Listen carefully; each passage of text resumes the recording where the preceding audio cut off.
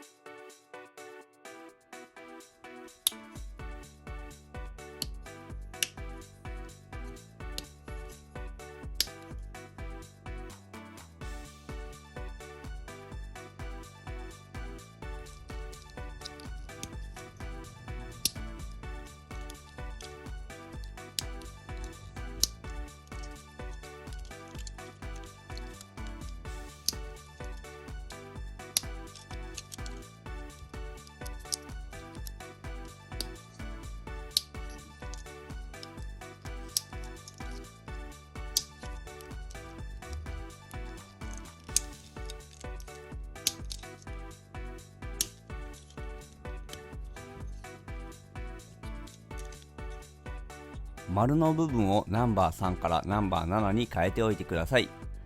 動画では間違ったまま進みますが、最後にナンバー7に直しますので、そちらを確認ください。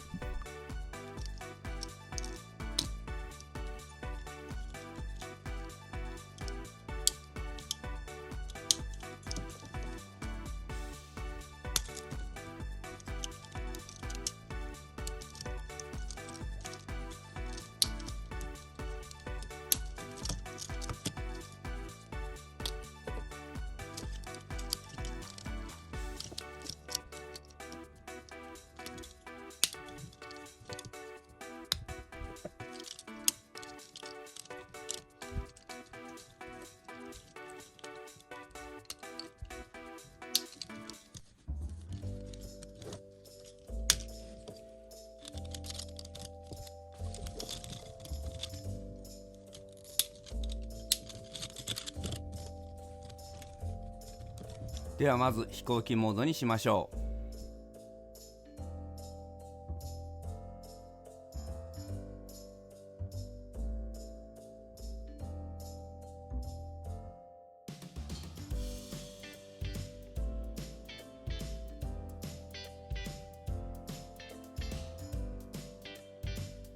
完成です。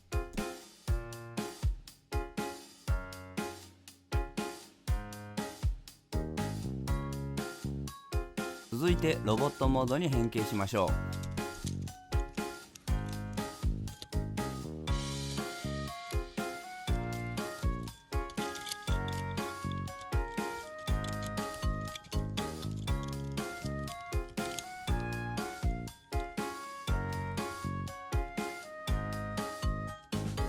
先先ほど伝えておりました翼部分をナンバー3からナンバー7に変更します。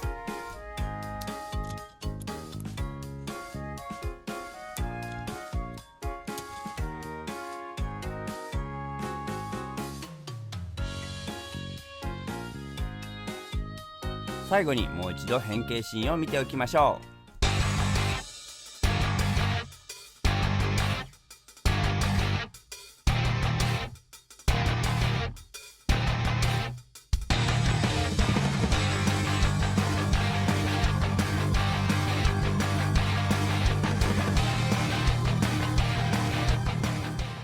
最後までご覧いただきありがとうございました。チャンネル登録お願いします。よろしければコメントもお願いします。